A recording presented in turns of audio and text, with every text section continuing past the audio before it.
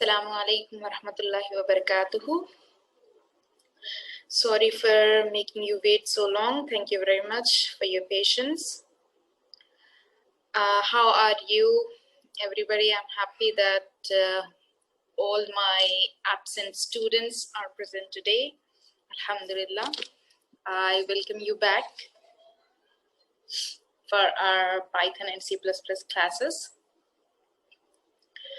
Okay, so inshallah, we'll be covering the leftover topics in functions in Python and C++ both, inshallah.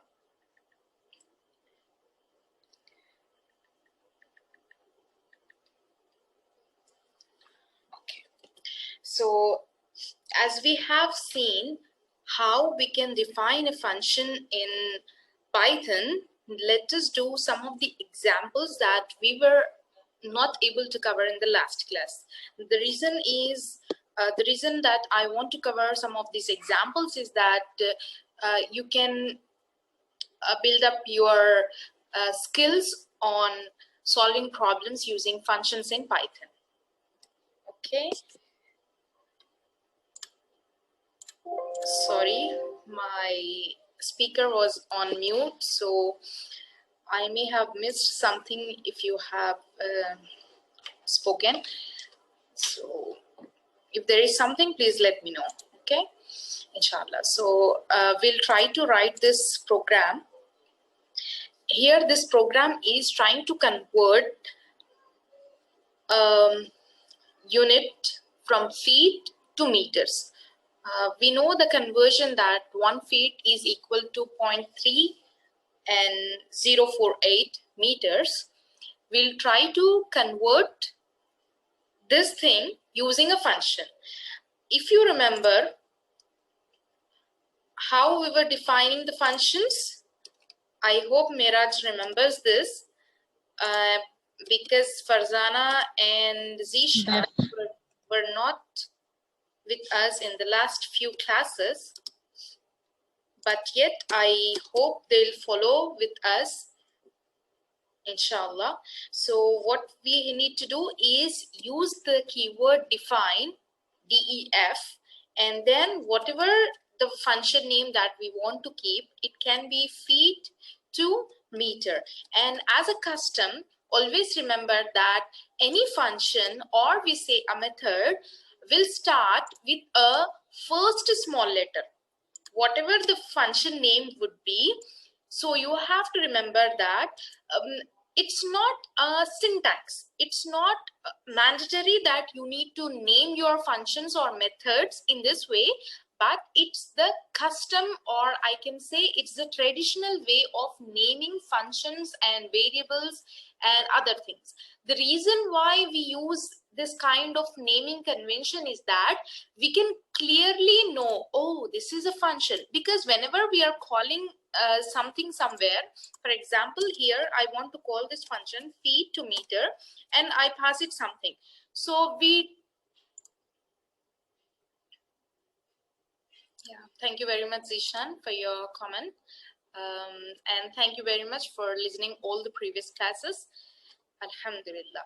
So what I was saying is, whenever I'm trying to call a function using some kind of parameters or something else, and I say something else, so I need to understand later in my program that what is this? Oh, this is a function. How can I understand it? By using the naming convention that I follow here.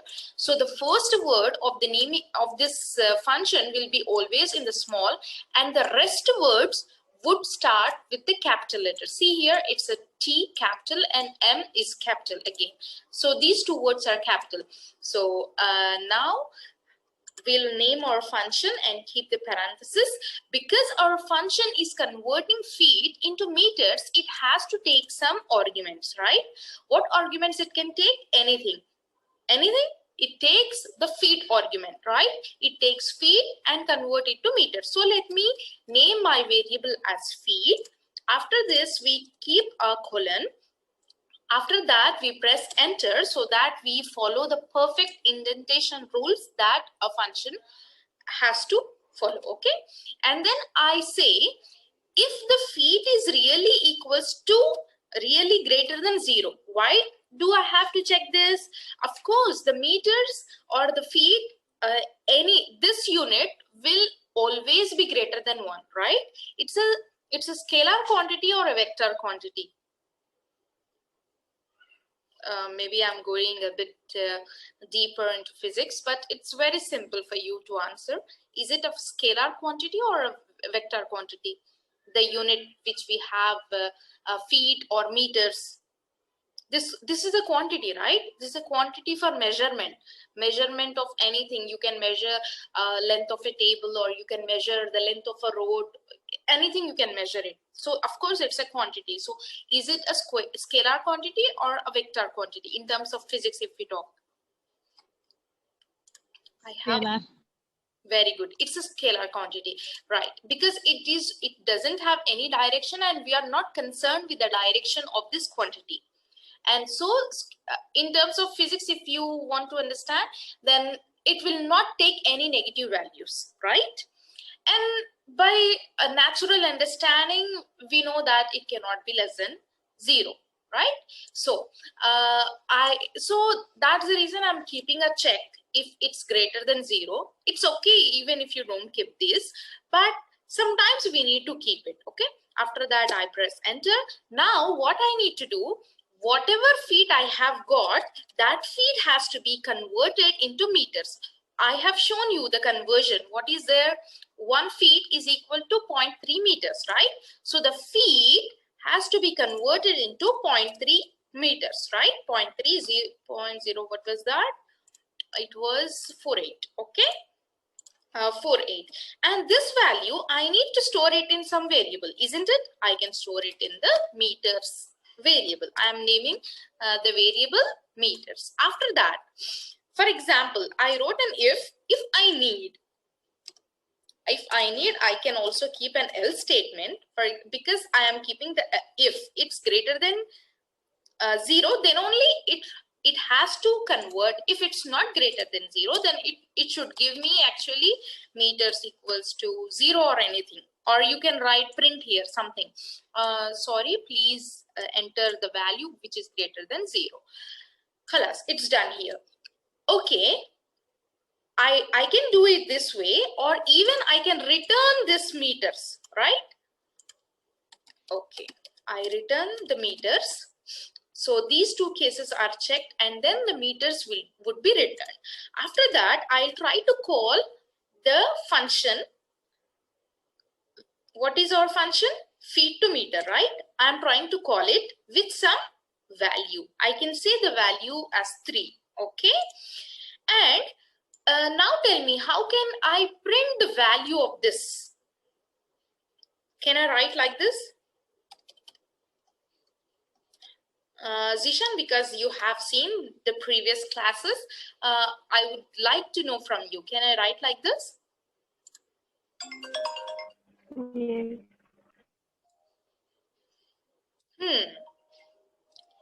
Okay, this is outside the function. I'm sorry. There is some indentation error. Okay. Let me remove this indentation error, because the return, when I said it has to follow the indentation correctly. Okay, I'll keep it here properly. Okay, so it gave me the value 0.9. Why it's printing the value here? It can print because it's returning. So whatever the value is there, you can print it there and this there itself. Or else I can also write like this. Okay, I'll try to take this in some value called f. Okay, and then I write convert and print the value f here. Okay, I can do it. So what I'm doing here, I'm catching the value, whatever this function is returning, catching it in the variable f and then printing it here. Now tell me, who will answer me this question? I want to take the value from the user. Okay, I want to take the value from the user. I say it as a result, and I say I want to take a value from the user, which is f. How can I take the value from the user? If you remember, Mehraj, can you answer my question, please? How can I take the value from the user?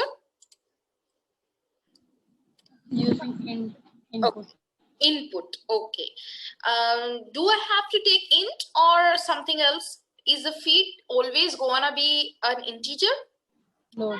Very good. Float. And then? Input. Very good. Input. And then? Enter the number. Yes. Please enter the number. Okay. So you remember it. Yeah. So I hope we haven't missed anything. Okay, enter the number. Now I give 4 and it's converting me whatever I want it to convert. Okay. Yeah. Yeah. 4. And then, okay. Why it's giving me 4 again? Tell me, please. So because we are printing F. Very good.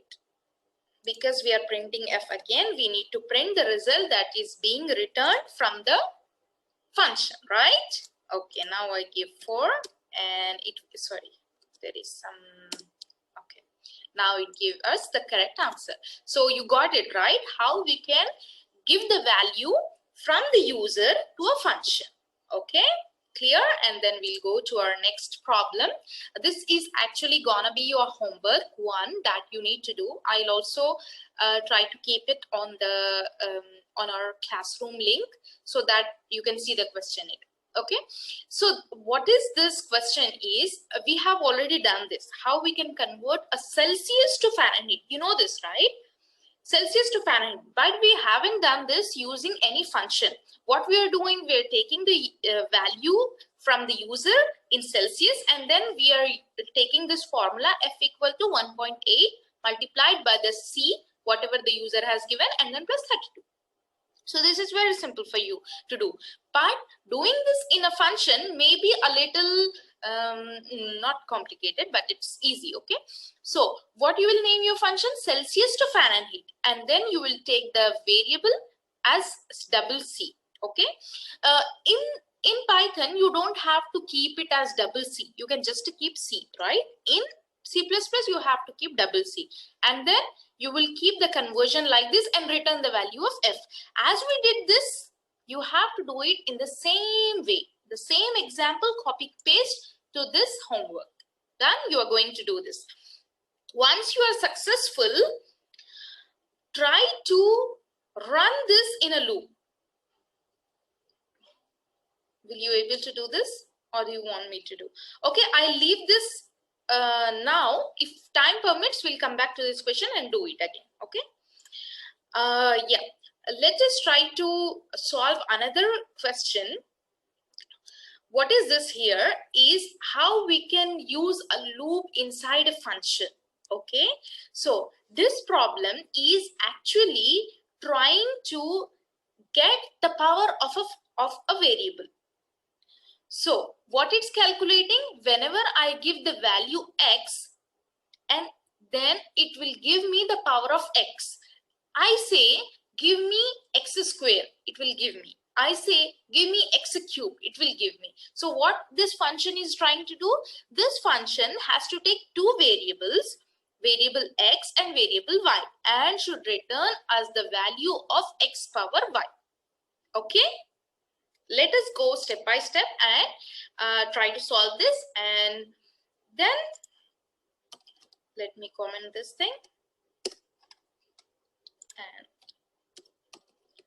okay, and let us define a function because we are trying to calculate the power of a variable x as per y, whatever the power that we want to give. Let me name the function as my power, and because the variable we are calculating x power y, so I have to give x comma y, right? I need to give x and also I need to give y to this function to calculate the power. Okay, after this we know that how can we calculate the power of any variable. I can say calculate x cube. Okay, x cube. When I say calculate x cube, what you will do? X multiplied by x multiplied by x, isn't it? So you will run this x for how many times? For any variable I, from where to where? In the range of 3, right? So it will run from where to where? Do you remember the range function? You remember, right? So how many times we'll run it? From whatever the number, sorry, range 4. It has to run from 1, 2, 3, right? 1, no, 3 is right. Okay, 3 is right. It will run for 3 times. This number will run from, okay, from where to where the range will run? Forgot? 1,4. Okay, just wait. Okay, let me print this thing. Okay, so that you get your memory back of the range function. Okay, whenever you are facing some kind of problem, or whenever you are not able to, for I in the range of,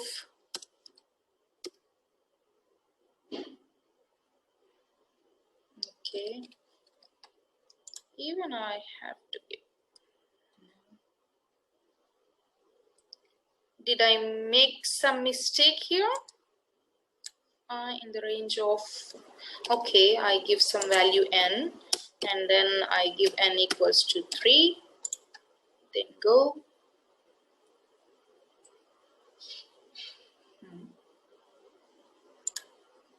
For I in range, in I missed the in. Okay, thank you very much.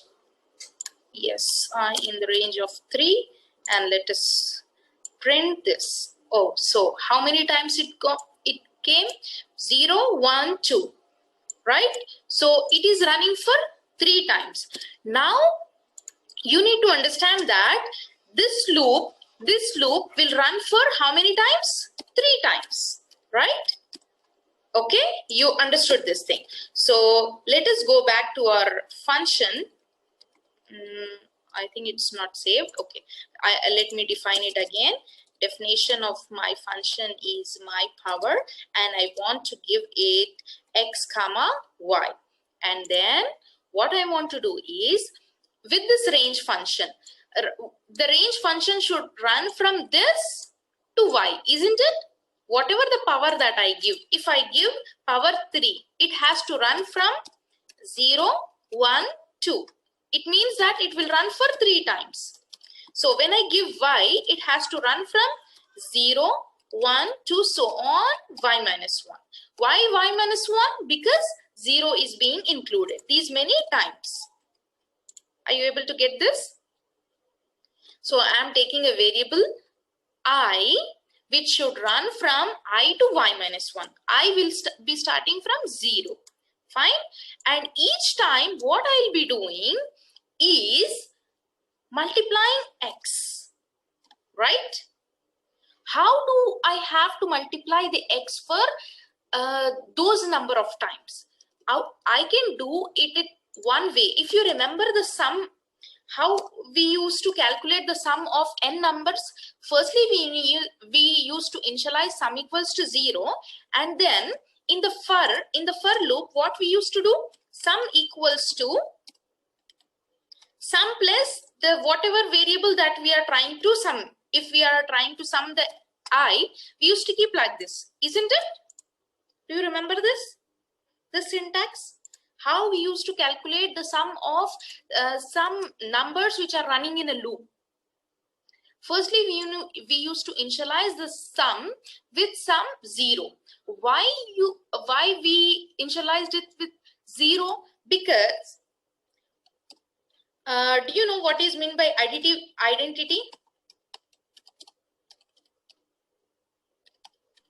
Yes, a plus b equal to b plus a. Yeah. Okay, this is right. A plus b equals to b plus c. This is property. this is a kind of property, but I want to ask you, what is the additive identity of 1? Additive 1 plus 0 equal to 0 plus 1. So 1 plus 0 equals to 1. So whenever I am adding something to 1, it has to give me 1. What is meant by additive identity? Let me define it for you. Additive identity of any variable is something which does not change the value of that something whenever we add it. Okay, so whenever we add something to a variable, it should not change. So if I say 1 is my variable.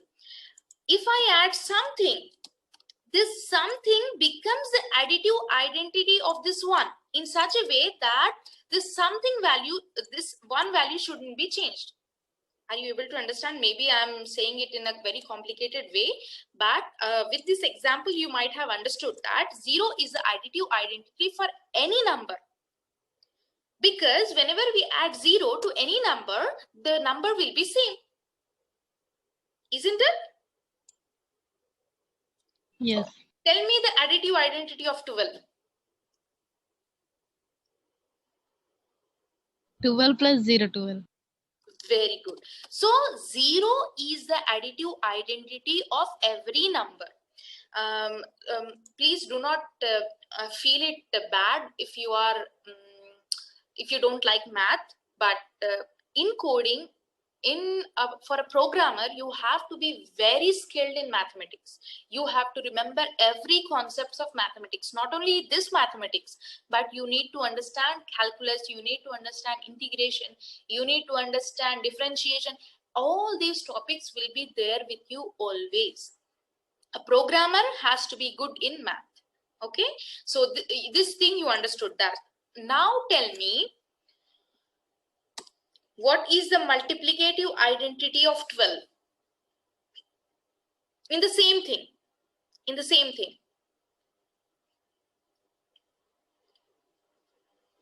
What is the multiplicative identity of 12? You understood that additive identity is something 12 into 1. 12 into 1. Okay. So what is the multiplicative identity of 12? 12. 1. 1. 1. Is the multiplicative identity of 12, right? So now tell me, okay, fine, this is fine. So for any number, 1 is a multiplicative identity for any number, right? You understood this thing.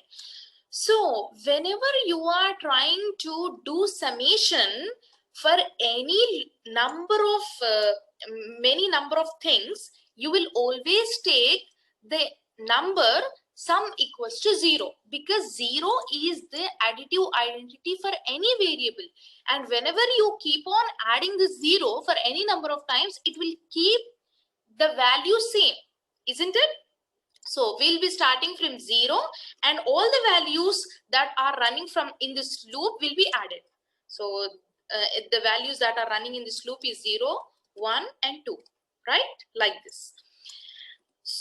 In the same thing, whenever we are doing the multiplication thing, you have to take a variable of multiplicative identity. So let me take it as multiplication 1, and then what I'll do is that multiplicated value, or I can say the power value, I can name it as a power, because now we are going to calculate the power. Power equals to, what is our variable? What we are sending? X, right? The multiplication multiplied by X. Okay, be careful with this thing. Be very careful to understand this thing. Pay attention here. What we are doing, we need X cube. For example, we need X cube. So what will be X? Whatever X, okay? X can be something, okay? Let me keep it aside. What is Y is 3, right? y is 3. So this loop, it's running from I to y. What will be the value of I? Tell me. What's the value of I? 0, isn't it? 0. So whenever I am keeping the range as y, what's the value of y? 3, right? What's the value of y? Isn't it 3? Yes. It's 3. But this range function will always take y minus 1. It will not include the y, right? It will take y minus 1. Y minus 1 means it runs from 0 to 2. So how many times this loop will run? 0, 1 and 2. So it will 3. run for 3 times. You understood this line for I in range of y. So by this we understood that this line will run for 3 times, and whatever there in this loop will run for 3 times. So what we need to run? X multiplied by x multiplied by x. We need to run for 3 times. So what I am doing? 1 multiplied by x. It will be 1 multiplied by x. One time is done. The second time, what will be there? The latest value of x. The latest value of x, 1 multiplied by x, will be stored in multiplied, right? For the second time, the multiply will become x star x, isn't it? Because the last value of correct? multiply is x, right? The Is third it correct? time, sorry? Is it correct? I think we are multiplying with the same number, right? For example, x power of 3 mean, 3 the power of 3 mean 3 into 3 into 3. That's the way, right? No. We don't want the power of 3. What we want here is the power of x. We don't want actually this one. We want whatever x is given, that has to be powered to these many times. We want to say that give me the power of... Your voice is not audible. sorry. Sorry, your voice is not audible. Okay. Let me repeat it again.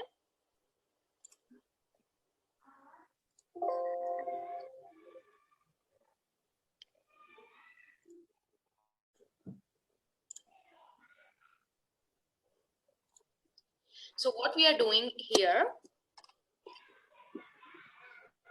is we are trying to calculate power of x. So these two are the variables that we have to be careful with. Okay. Okay, if it is a power of 2 mean, so this is the in this my power function we are calculating whatever the number value we are giving into the power of 3. That is a functionality we are going to do, right? Yes. So then in line number 6, whatever be given, that is it a right? This one, this line? Yes. Yes, right. Yes, Because whenever here we multiply. Yeah. Sorry, it will multiply with the x number with the not with the same number. If you do that, then it is not a correct. Yes. It has to multiply with the... Yeah, I understood. If I keep x multiplied by x, what happens? I'll show you. And if I keep multiply by over x, what happens? I'll try to explain you here. See. Here in the instead of x into x, yeah, we will assign the x value into a temporary variable, and then we'll multiply it, right? After that, we have only the for loop, and the single line of statement will be work fine, I think. No, these are not the things that we will need to keep here. Only here Yeah. Here in line number 2, we can assign multiplication equal to x. Okay. Yeah, x, and then now that's enough. Yeah, and then enough. This is enough. Yeah, x for you given, right? So if it is a 2 power of 3 mean, then it will multiply with the 3 times with the same number. No, it will multiply for 4 times. If we keep x here, it will multiply for 4 times. In that case, you have to keep the range y minus 1. You can't keep y. Okay. The first case you are taking x, then you have to take the range 1 less than the power that you need. Okay. In all the cases, this one would be the easiest one, because you know, because what happens is, for example, if you learn this way of programming, you can do programming for I mean to say, one example I can give you, factorial of numbers. So all these cases are a bit complicated. In this case, whatever you are saying may be easy to be applied, but in other cases that will become a bit complicated. So you need to learn this way of programming. You have to know the multiplicative and additive identities, and then with using that you have to do that. For example, if we want to apply the same case that you have done in the sum, finding the sum of n numbers, we can do that as you said, but we'll face some kind of complications and problems. That's the reason it's good to go in this way. Okay, we can experiment it that way also, that's not a problem. But are you able to understand this line of code that I have written? When I write multiplication equals to multiply into x, what will happen? The 1 and x. So now the value of multiplication will be x for the first time. Okay. The second time the multiplication value will be, because the first multiplication value has changed, it's x now. For the second time it will be x multiplied by x. Right? For the third time, it will be x square multiplied by x. Okay, this is very simple. You can understand it when we run this line of code, and you can see the output. After that, once we are done with this, I have missed the colon here, and let me keep it like this. Okay, and after this, what we need to do is the for loop, and with this for loop, we need to multiply. After that we return the value, multiply. Okay, and then let us just call our function and print whatever the value is there in the function. What is our function? My power. And I can give two values. We need to give the two values, right? I can give 4, 2. Okay, these two values that I have to print from the my power function. I hope I haven't missed anything. Yeah, this is the value that we got. Okay, in this case, you got this right? Everybody, you got this right? Yes. Okay. Okay. And then we'll move a little forward. This thing, we are done. And now if we want to do some more complicated thing by using the same function, the power function, here this is a equation, I can say. This is not a quadratic equation, but it's a power equation, x power 4 and this. How can we calculate all this thing using the previous program that we have done? See here, we'll keep the power function same. First time we'll send x comma power 4, right? X value and power 4. So my power function is actually our user defined function as a power function. Do you remember the power function that we use in C++? Do you remember? Even in Python. Do you remember the power function?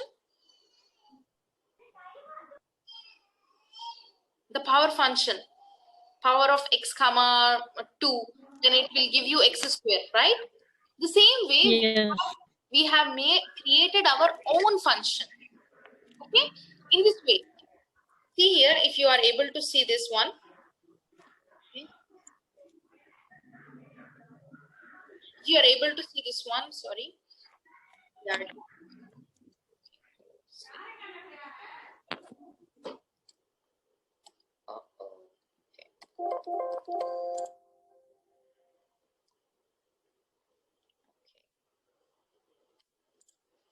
Where is our problem? Here. It's gone. Yeah, it's here. Okay. So in this, what we are doing, z equals the function that we have created. We are calling it with x comma 4, means x power 4 plus 2 my power x comma 3, so on. You can do this, right? It's very simple. If I want you to modify the same program to print this thing, x power minus 3 plus 2x power minus 2.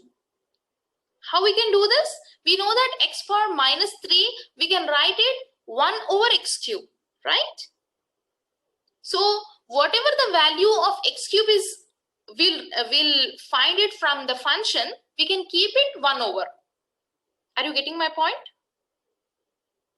Can we use the same power function to calculate this? Yes, right? How? The value of x cube will be equal to the value of 1 over x cube, isn't it? Yes. Yeah. So it's actually not required for the homework. You can understand it by here itself. X power minus y is equal to 1 over x power y, right? So there is another exercise that I want you to know. We can define a function to swap the variables. How we can do the swapping? It's very simple, okay? For example, we have the variables x and y. How can we create a function to swap these variables x and y? Okay? How we can swap? We just use a temporary variable. With that temporary variable, what we'll see, I'll just write a simple line of code, okay?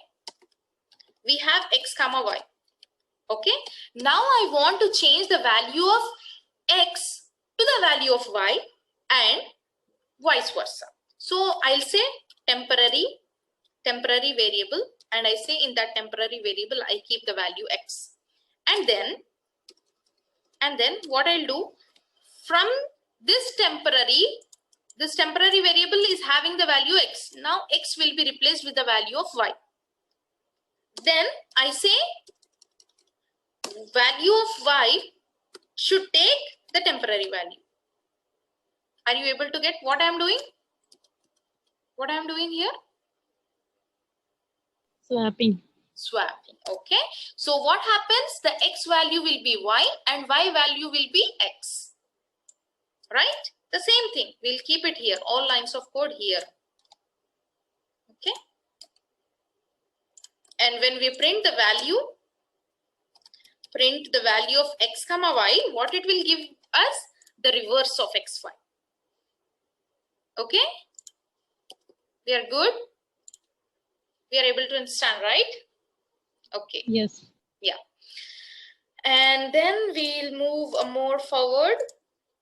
Yeah, this is an assignment for you. What you need to do is you have to code this thing.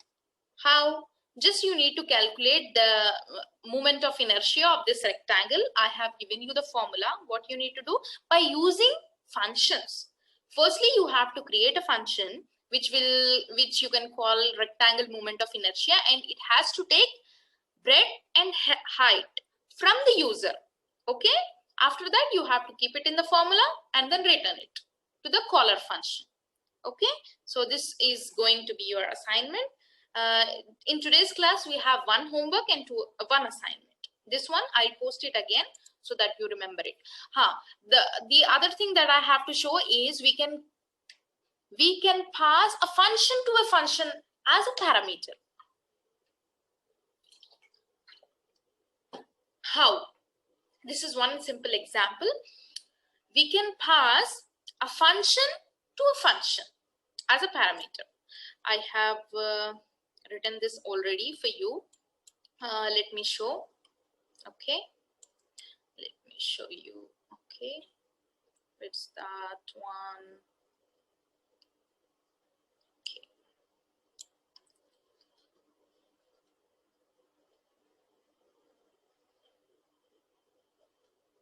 Okay. It's here. So I have two functions. Firstly, let us understand this and then I'll go to the code. We have two functions. First function is a display function. This display function will actually take some variable or some argument. Now I am not defining here that it will take a function or it will take something else. But I'm saying that this is the argument of this display function. After that, what I'm saying, this function will return this line. What is this? I am in function, something. Apart from this, it will also return function. Whatever the argument that's coming to this display function will be returned. So one good thing that we understood here is if you want to return a string and something else, it can be a variable or it can be a number or something else. We can do it by using the concatenation operator plus. Okay, so when I write this and plus this, so it will return both of these things. So the function that I am passing here is actually an argument. It can be anything. I'm not specifying that it's a function here. After that, I use the name fun, but it doesn't mean that it's a function. It's just an argument. After that, I am defining the function called miss. Okay. This function, what it will return? Some name. Then what I do is call the function dis with the function miss. So what is the argument that I am passing to the dis? Is miss. It means this function is being sent to the display function.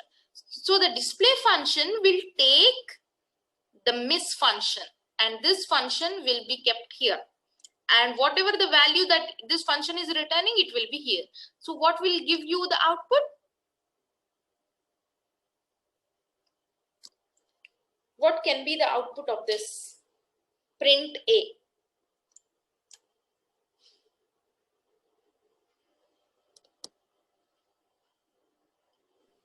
I am in function. Alia. Yeah. Okay. This will be the output of this thing. You understood that? So we are passing function to a function as parameter. Okay.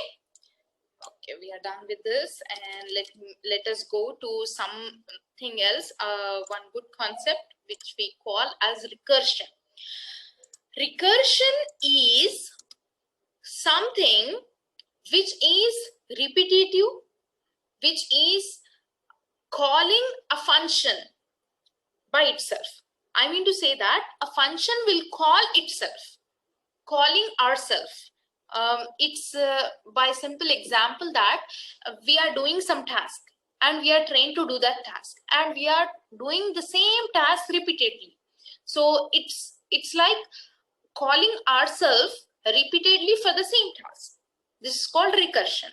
So a function will call itself for the same task. Okay, this is called recursion.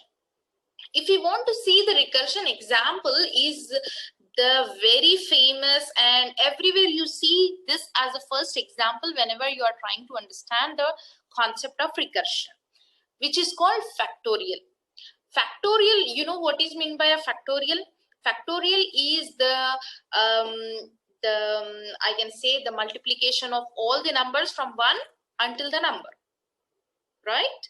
Factorial of 4 is 4 multiplied by 3 multiplied so on until 1. So I can say the multiplications of all the numbers from 1 to n, right? So if I want to calculate the factorial of any number, how I can do is run a loop from 1 to the number n and then multiply. Multiply in increasing order. To the example that we have done here, just the previous example I'll take you here. Where's that one? I think the power, right? No, this one. Yeah, this, the power one. So in this case, what we are trying to do is we are multiplying x with x. But in this case, we don't have to multiply x with x. But instead, we have to multiply 1, 2, 3, 4 until x. Okay, just let me give you here an example. Okay, we need to calculate factorial of x. How we'll calculate factorial of x? We have to multiply 1, 2, 3, so on until x, right? So how we'll do this problem in a generic case, not using recursion, what we'll do? For I, okay, for I in the range, in range of something, okay, in the range of x, or I can say x plus 1, okay, I can say x plus 1 or something else, okay. Then we will try to run the loop from I plus 1.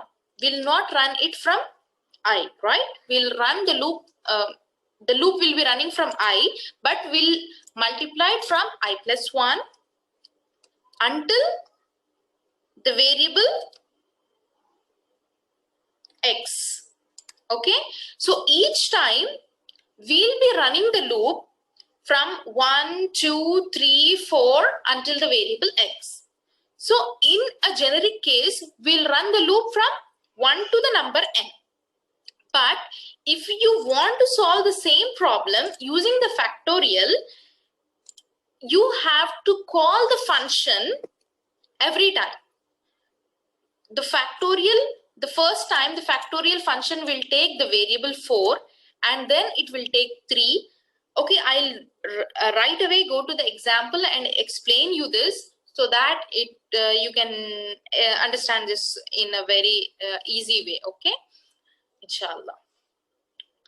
Okay. Let me directly start the problem and then let me write it again for you so that we'll go. Let me define the function factorial and I say fact is my factorial function. It has to take the number factorial and it has to give me the factorial from 1 to the n, right? Okay. Now I say n multiplied by factorial of n minus 1. Are you able to get this thing? What I'm doing, n multiplied by factorial of n minus 1. What does this mean? N, if n is 4, then can I write 4 multiplied by factorial of n minus 1 is 3. Can I write like this? Can I? Factorial of Yes. 3? Yes, very good. And now to this simplification, I'll write 4 multiplied by 3 multiplied by factorial of 2. Can I write like this? Yes. And then 4 multiplied by 3 multiplied by 2 and then factorial of 1. Can I write like this? Yes, we can. So for the first time, what I'm doing, taking the value n and then calling the function fact again. It means I'm calling it again. What I'm calling? Factorial of 3. So factorial of 3 will be, how it will be there? N will be taken here. This factorial method, it will continue, right? Yes, There is no, it is an infinitive, right? There is no condition here, right? It will not go until infinity, but it will go until n. we have to keep a check. What we need to do No, that's is why condition we have is not to, there. yes, Condition is we not there. have to keep a check until n is equals to 0. Okay, if we keep this check, then it will stop if n has reached to 0. Okay, firstly I'll keep a check. You have catched a very good point that it has to stop somewhere. It has to stop until n has reached to 0. Okay, I can say that if n is reached to 0, then the result has to be 1. Okay, I'll just take a variable called result. Okay, and I say equals to 1. Else, if this is not the case, else, in this case, what I will try to do? Calculate it. Each time the if condition will be checked. Okay, if it's not the case, calculate it and keep it in the result. It's a bit tricky thing, but if you understand this, you can do so many problems. I think again this loop. Yes, again here it will loop. Of course, it will loop here again. No, there is a infinitive loop here, I think, because we didn't check like it has to be break. No, Like for example, no, it can't be an infinite loop. I'll show you. If you carefully try to understand it, you can get it. Okay. Firstly, I'm saying calculate me the factorial of 4. Okay. Firstly, it will check if n is equals to 0. No, so it will not go here, and it comes here. And what will be the result? The result will be, I'll write here. Okay. The result will be 4.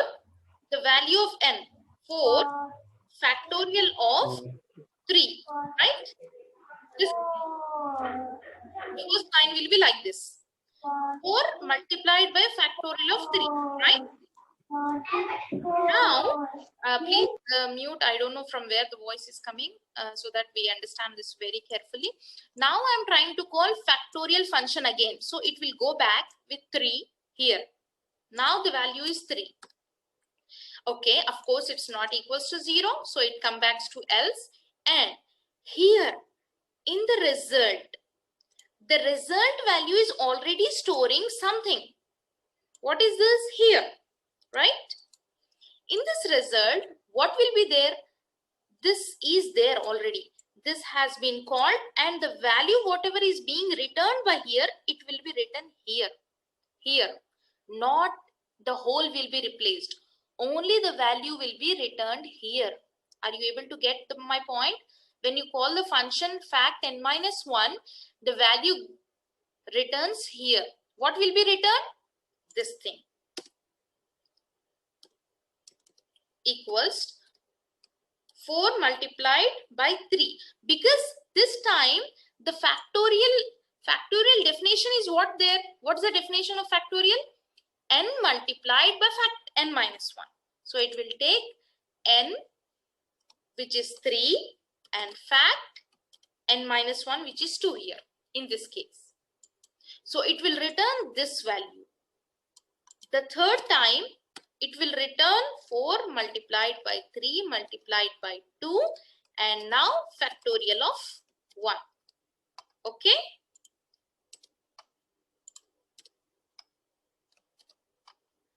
Fourth time, what happens? When the fact 1, it goes here.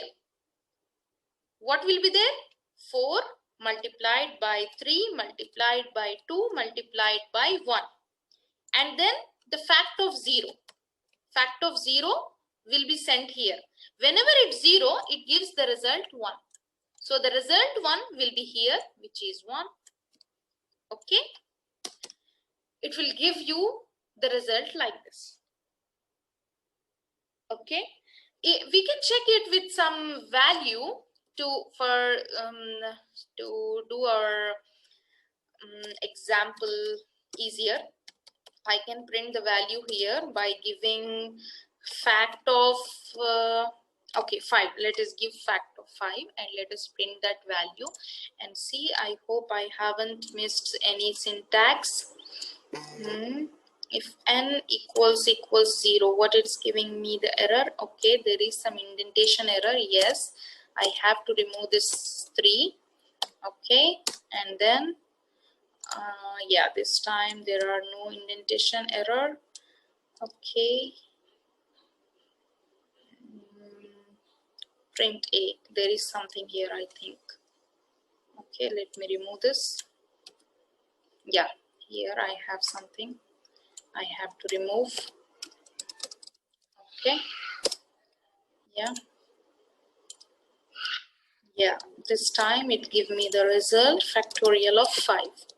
Okay, so how we got this factorial is each time the 5 is being multiplied by its recursive factorial, which is 1 less than 5. Okay, first time factorial of 5, then 5 multiplied by factorial of 4, then multiplied by factorial of 3. In this way, each time the factorial is being decreased. Okay, you got this right? You can experiment so many examples more using the recursions. Okay, do you get this? Is this fine? Yes. Okay, all of you? Yeah, yes. Okay, thank you very much. So I'll quickly move to the next topic that I have to cover in C++ is the pass by reference. Okay, before that I'll just introduce some of the other things, okay, to reach the pass by reference. We know that whenever we are passing any value to a function, that the value is actually sent to the function. The value is sent. Okay, so just let me go to the C++ here, and then let me give you an example. Now, I say my function fact, and I have defined something, and here I say I have I'm just giving you a very basic thing. Okay, do not this is not the actual syntax, but I am saying you here. Okay, now this is my function, a function of integer type, and it's returning the factorial of a variable, and the variable is x. Okay, just imagine this thing. Here the function factorial is calculating factorial of some function, and it is returning the value x. Okay, we are calling the function here. So whenever I pass a value, I can say I am passing y to this factorial function. So the value y is being sent from here to there. Okay, I have some variables initialized here. For example, it's y. Okay, so this value y is local to this function. Whenever I change the value y here, for example, it's y equals to 0 here, this value change will not be reflected here in the main function. What I want to say is the variables which are there in this function are local to this function. Okay, the change in this function will not affect in the main function. And other thing that I want to say is whenever I am passing a value to a function, the value is being passed, the variable is not being passed. Okay, to be more concrete and to be more clear, I want to say the value y here is different from the value y here. Are you able to get my point? The value y is its own value. Whenever the integer fact function is receiving the value of y, it's not receiving the name of y, it's only receiving the value of y. The value of y is being received. Okay, okay, I'll give you a good example. I see so much of silence. Okay, to explain you very clearly, I'll give you an example. Okay, is this C++? Yes, this is the C++. and just let me write a very quick example. Okay, IOStream. Okay, and what I write using namespace and std. You are with me, right? Okay, and in this case I type int my function. Okay, and this function, what it's taking, y, and then this function is return y. Okay, what I do is here function of y, I say cout, enter some value, and then I say the value will be stored in y. Okay, and I first have to initialize. It's very syntactical programming language, so I have to initialize everything. Okay, so what are you able to understand here? In the main function, I am initializing two variables x and y. Firstly, I am taking the y value from the user. I am sending the y value to the function fun, and the value whatever the function will return, I am storing it in y. Okay, this thing you understood? Yes, you're right. Yes. Okay. Now, okay. Here the y value will be taken in, I can say x to not confuse you much. I take x. Okay. This x is being taken, but the value whatever is being given from y, it will be stored in x. So the y is not being passed from here. Only the value of y is being given. The name of y is original to this main function. Whenever we are passing any value to a function, only the value is being passed. The y is not passed. Y has its own identity. Y is here itself. Okay? Are you able to get? Y is not being passed. Okay. I can say that it has the copyright. The y is there here. Y has not passed here. Only the y value has passed in this case.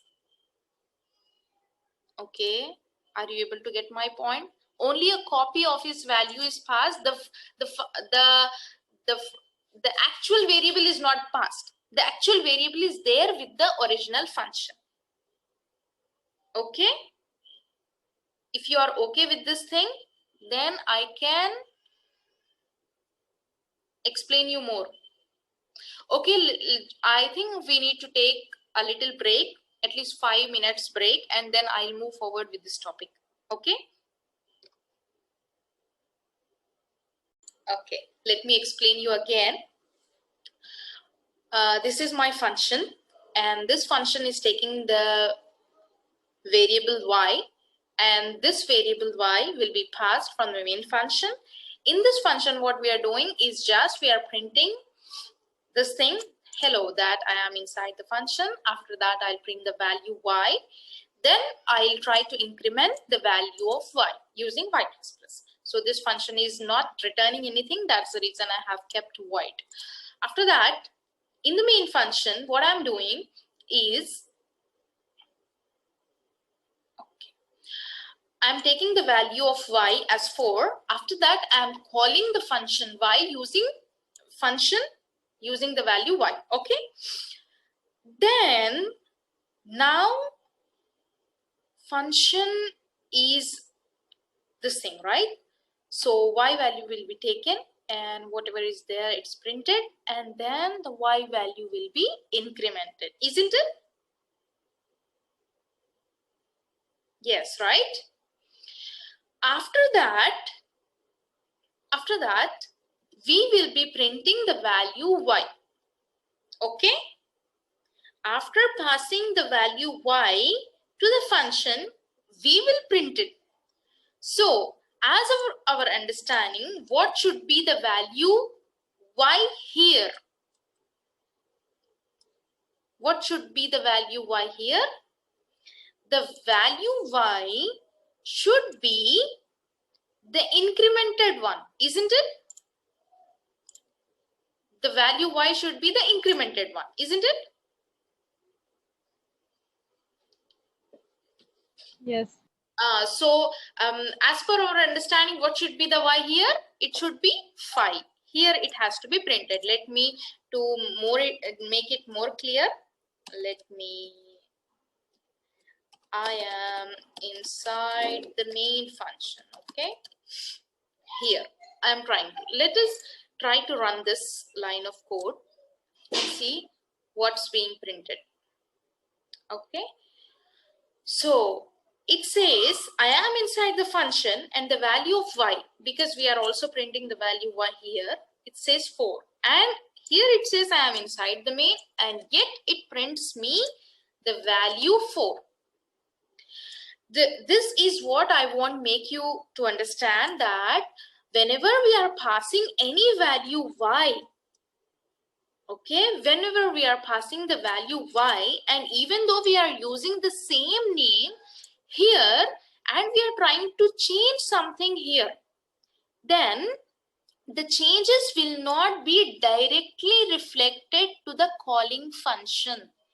The changes will not be reflected directly, because whenever we have passed the value of y, only the value has been passed, and whatever the increment that we do, it is local to this function. I can show you here. I am inside this function. Now I want to print the value of y again. Okay, let me run this. Okay, so whenever we are inside the function, whenever we are changing something to the y, even though we have done the increment for 2 times, right? This 1 time and 2 times, but yet it's not printing here, because see, I am calling the function with y, and after that I am printing it. So it should give me the latest value of y. Are you able to get my point? It should give me the latest value of y, but it's not giving me the latest value of y, but it's giving me the local value of y. So the changes that I am making in this function are local to this function, and only the values are being taken and it's being changed. So this is called passing by value.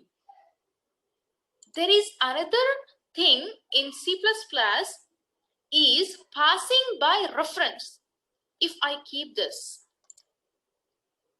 I'll show you the change. Okay, let me remove this line so it's much better to understand. See here what happened. First time, whenever I sent it here, the first value of y is taken and the 4 is printed. After that, the y was incremented, and when after passing to the function the y value, it's printing me 1 incremented by the original value, right? So how this happened? How this happened is, whenever I keep ampersand of something, ampersand is something called the reference. What I'm saying, please send the original value of y.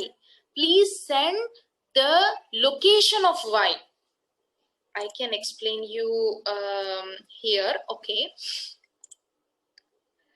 When I say this is a variable called value, this variable will be allocated some memory, right? So this memory will have some kind of address. Okay, do you understand this terminology? Address, what I mean by address, what I mean by memory? You know this, right? We have a memory in the computer. right? Every memory will have some address. For example, we are so many people living around the world. Everybody have their own address. They live in some location. In terms of computer, it's you are residing in some storage. Your house is a storage. Your house is a memory, and the address that your house has is also a kind of address to that memory. Okay, you get this, right? So value is a name of this variable, and this is the location of the memory, and this memory location will have some kind of address. Okay, when I keep the ampersand, the and, I say that please send this address to wherever it's required. I mean, wherever we are sending, please send the address. So the address will be given. So the storage location, oh, so this is the address of Mehraj. It means whenever we are changing something, we'll change in that address. So the value will be replaced. In the previous case, what was happening when I was not keeping this address, the y from the calling function, from here, it was being taken, only the value 4 was taken, and a new address and a new variable y was being created in another address, and the value 4 was being given. You got this? You got this? Ah, very good. So when we are sending 4 here, this 4 is being taken and a new variable y is being created in some another location, and it's storing 4. Now whenever we are changing, this local value y is being changed. This is not being changed. When I keep the ampersand, it will match up. Okay, this variable location is being sent here. Of course, you can keep some another variable name here. So what it will do when I keep the another variable name here, it will take the same variable. It will take the same variable, name will be different, but the address will be same. The address will be same, everything will be same. So whatever you change here, it will be there. Whatever you change here, it will be reflected here. So this is the concept of passing by reference. Passing by reference will take only this thing, this ampersand in the function. Okay, only this extra thing. Fine. Now tell me, is the concept of passing by reference there in Python? Actually, in Python, by default, every variable is passed by reference. We don't have to keep it like this. So we'll not face this problem in Python. Whenever you are changing something here, this will be reflected directly, because we have seen this example without knowing this concept explicitly. We were changing something and we are printing here, then it's giving us, right? We have seen the examples. In so many examples, you might have not paid attention to, but you have experienced this thing, that whenever we are changing some variable here in the main called function, that changes are being reflected in the calling function. We haven't used the int main or any main, but we have directly called the function in Python, right? And we have seen that it's changing. Okay, fine. Yeah, we'll move a little forward. This is one kind of way of okay, just give me a minute.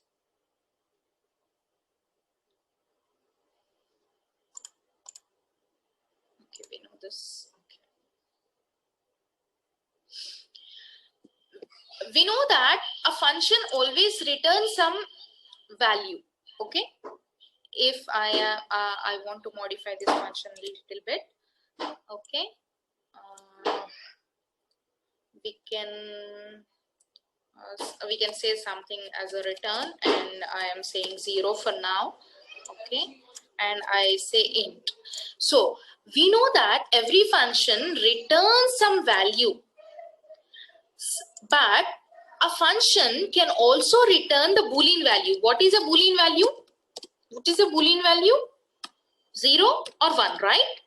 So I want to say that not only the variables, not only some integer, not only variables, not only some integers, not only anything else, but a function can also return the Boolean values which are 0 or 1. How the function returns the Boolean values? I can give you a very quick example of this thing. Let us write a very simple function called, okay, I'll try to, okay, just let us keep it as check, okay, check, and I say some integer x and I can say some float of z, okay. These are the two variables that I am taking in my function, and what I have to check is, what I want to check is, okay, I want to just compare if two these, if which one is the greater one, okay. I want to check return z is greater than x. Okay, now tell me, okay, I say x is equals to 5 and z equals to 2.5. So what will be here? Z is greater than x. What will be here? What will be the value here? Return 0 or return 1. What will return? 0. 0. Why? Because condition is false. Very good. In this case, the condition, always remember the conditional operators. We have some conditional operators. What are the conditional operators? Sorry. What are the conditional operators? Greater than, less than or equals to, greater than or equals to, or we have not equals to, we have equals to. These are the conditional operators which operate on two operands. They do some computation, they do comparisons, okay. These operators always return Boolean values. They always return Boolean values. They check if this is greater than this, if this is this, if we'll have only two cases, only two conditions, 0 or 1. If it's 0, then false. If it's 1, then true. Okay, got it, right? So in this case, this will return a 0 because this is not true. So if this is returning 0, or what is the other thing if I keep this as 5.6? In this case, what will be the value? 1, right? So tell me what should be the return type of this function? It should be int or something else.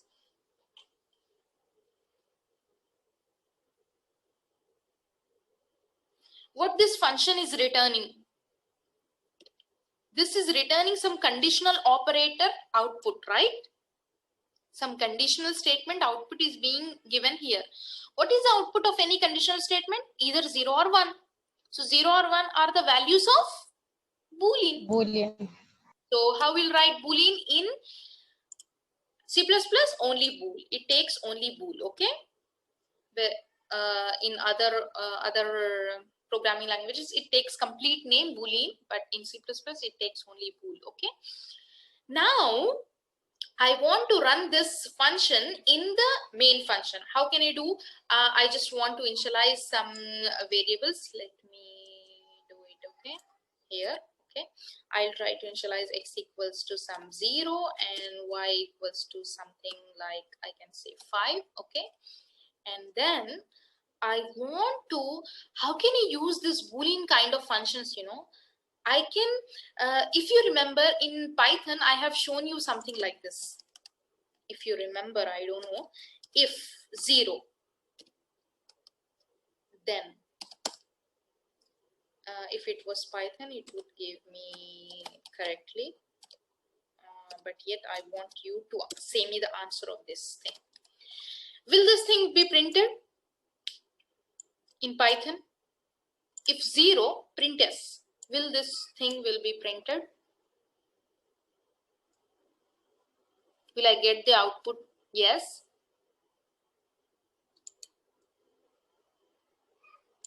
You want me to check this line of code there? Or can you answer this? What will be the output that I get here? You're forgetting things. Okay. This thing I want to check. Okay. Will it give me something? Is it giving me something? What does this mean? This means if 0 means if the Boolean value 0, if false. This means, oh, already it's saying this is a false condition. So we are giving the value of the condition, the output of the condition. Oh, it's false. It means whenever if is false, it will not execute anything, right? If I keep if 1, now it will give me. Yes. Okay, you got this, right? So whenever we want to use if statement, we can use some conditional statement, or we can use the outcome of the conditional statement. What will be the outcome of conditional statement? Either 0 or 1, right? Yes. You're following me, right? Outcome of the conditional statement will be either 0 or 1. So I can also use it by if 0 or if 1, I can do it like, okay. So now we understood that the check function will return me the value either 0 or 1, right? It will return me either 0 or 1. So this function is working as a conditional statement, isn't it? This is working as a conditional statement. Yes. The whole line of code, I can write like this, right? These 4 line of code, isn't this equal to if z greater than x? This is doing the same task. This is just checking whatever is greater. If it's greater than x, it will give us 1. If it's not greater than x, it will give us 0. The same way, if this is greater than this, it will give us the value. Okay? Right? Yes. Yes. Very good. Now, can I write like this? Tell me if this is the right way. Check y, comma, x. So I'm not doing anything. Okay, I want okay, for better, let me just keep it integer. Okay, not to complicate anything. Okay, this is an integer, and integer x and y, I have given the values. I am saying check y comma x, or I can say x comma y. Okay, x comma y. Okay, then I say cout, and then I write yes. Then I say else, then I write no. Okay, are we doing it right way?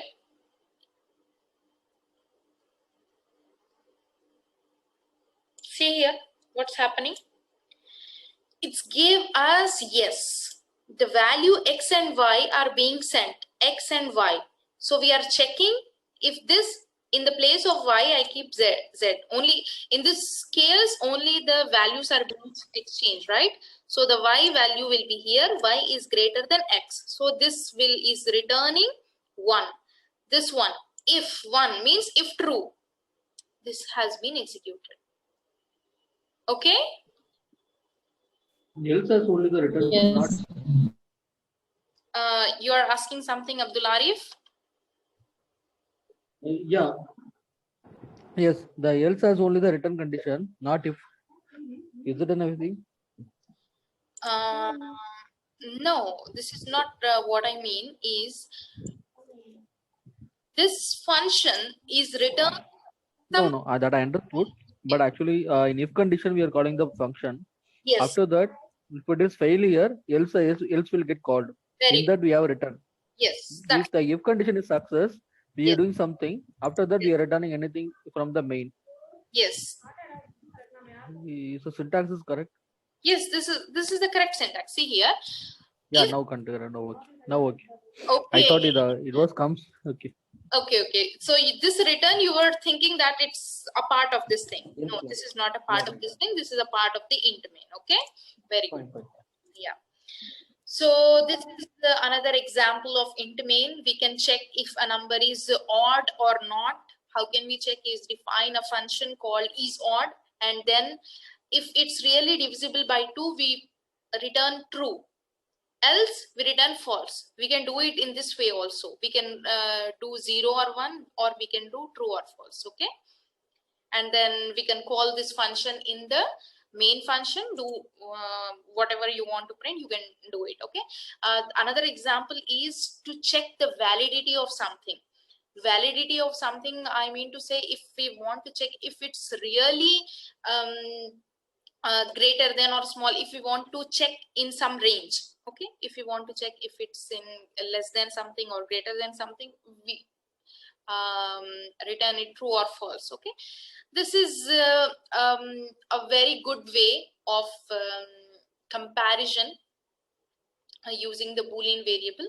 You can practice these kind of examples. I'll share the slides. You can do it with you. And another concept is a local and global variables. This concept I have already explained in Python, so I don't want to go through all the explanation again. What is the local and what is a global variable? If we are assigning or initializing a variable outside of anything else, it would become a global variable. And if I have initialized or assigned it here in the function, it's local to this function, and here it's just local to the function. If I want to make any variable available in these two things, I can use referencing, pass by referencing, right? We know that. But the other thing is the global. So if I initialize x equals to 2 here, it applies to every function that is there in the program. This is called global declaration. Okay. Yeah, this thing I have explained you. Yeah, this thing I have explained you. Alhamdulillah. Yeah. Okay. Yeah. The other thing is exit function. We have it here.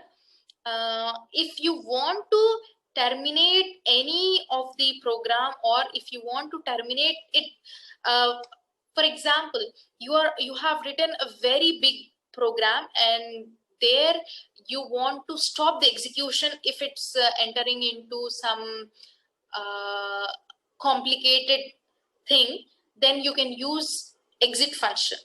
Okay, exit function will take any integer. Usually we use exit of 0 or exit of 1, and for using this exit function you need to import the library which is called standard libraries. C standard library, CSTDLIB. This library you have to include as a header function. Okay, I can give the example of this, but later, inshallah. And the other concept that we were missing in C++ was recursion, but I have explained you what is meant by recursion in Python, so I hope you don't need the same explanation here. Okay, but of course the way of writing would be a little syntactically different, but the code is same. Okay, so the same example that we were doing in Python, here in the main function I'm trying to call the factorial function with the number 5. Here in the actual definition of the function we have the factorial, and that's taking some number, and we are checking if the number is equals to 1. There we have kept the condition equals to 0, then we are returning 1. That's fine. Even if you keep 0, that will return 1. Then that's fine. Okay, you can keep either 0 or 1. That's okay. Okay, are you getting? In this program we are stopping when the number is reached 1. In the last program we were stopping when the number was reaching 0. But it's actually good to stop at 1, okay? Because the factorial will run until 1 itself, right? After that, what we are doing, taking a variable to store the result, and then the number and the factorial of number minus 1. It's the same, okay? The whole code is same. The way of programming is same, only it's syntactically different, okay? And I think that's it for today. We have covered a good number of topics today, and I have the assignment and homework for you. I'll mention it again in the group, and I'll also keep it on the classroom that we have for Python, and I expect you to solve the problems by the end of Sunday, inshallah. Okay, thank you very much. Do you have any other doubts for today?